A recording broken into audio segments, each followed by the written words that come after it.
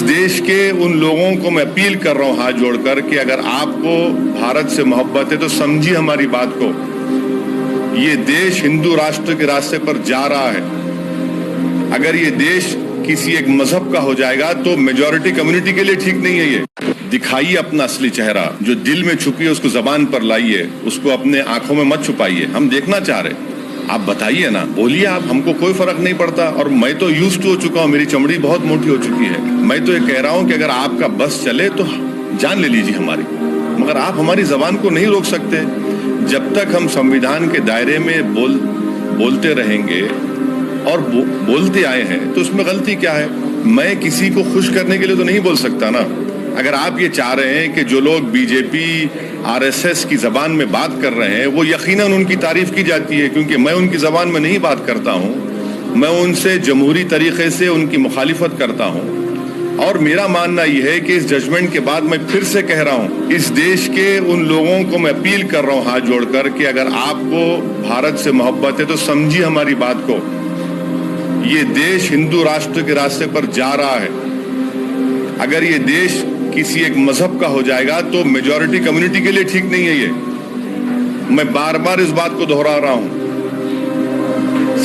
سمجھیے اس بات کو. اور آپ کو یہ کیونکہ اس دیش کے 60% لوگوں کو سمجھنا ہے، کیونکہ مستقبل آپ کا ہے. اس دیش کی 60% آبادی 40 سال سے کم عمر کے لوگوں پر مشتمل ہے. آپ کو سوچنا ہے کہ آپ دیش کو کس راستے پر لے کر جائیں گے. چھوڑیے اسدالدین اویسی غدار ہے، دیش دروہی ہے، گندا ہے، سب صحیح ہے، مجھے اس کی فکر نہیں ہے. مجھے فکر آپ کے مستقبل کی ہے. میرا کیا ہے، آج ہوں کل نہیں رہوں گا، چلا جاؤں گا میں. مگر آپ دیکھو کس راستے پر آپ اس کو لے کر جا رہے ہیں، کس طریقے سے آپ کوششیں کی جا رہی ہیں کہ ہندوستان کے مسلمانوں کو سیکنڈ کلاس سٹیزن بنایا جائے. دیکھتے جائیے آپ.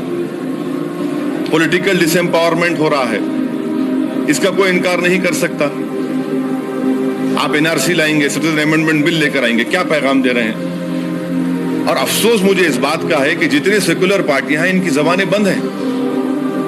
Congress, NCP، BSP، Samajwadi party, TMC، RJD، Telugu Desam, سب خاموش کیوں بھائی؟ خاموش کیوں بیٹھے ہیں آپ؟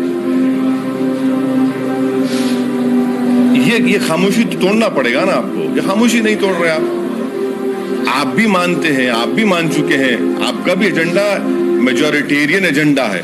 آپ کا ایجنڈا ہندوستان کے پلورلزم کو مضبوط کرنے کا ایجنڈا نہیں ہے آپ کا. یہ بات تکلیف دی ہمارے لیے. اور بہت اچھا بھی ہو رہا ہے کہ ہندوستان کے جو مائنورٹیز ہیں، ہندوستان کے جو ہمارے ہندو بھائی جو آج بھی اس ملک میں ہیں، بڑی تعداد میں سیکولر ذہن رکھتے ہیں، وہ لوگ سمجھ رہے ہیں اس بات کو. بی جے پی کے چاہنے والے، RSS کے چاہنے والے مجھے تنقید کریں گے، مگر اس ججمنٹ کے بعد بڑی تعداد میں بڑے بڑے لوگ ایکسپوز ہو چکے ہیں، ان کے چہرے بے نقاب ہو چکے ہیں. اور مجھے یقین ہے ہندوستان کی اس جنتا پر جو ہندوستان کے پلورلزم کی خوبصورتی کو مانتی ہے، وہ خود آج سوچ رہے ہیں کہ ہاں یہ آج ہم کو دکھ رہا ہے.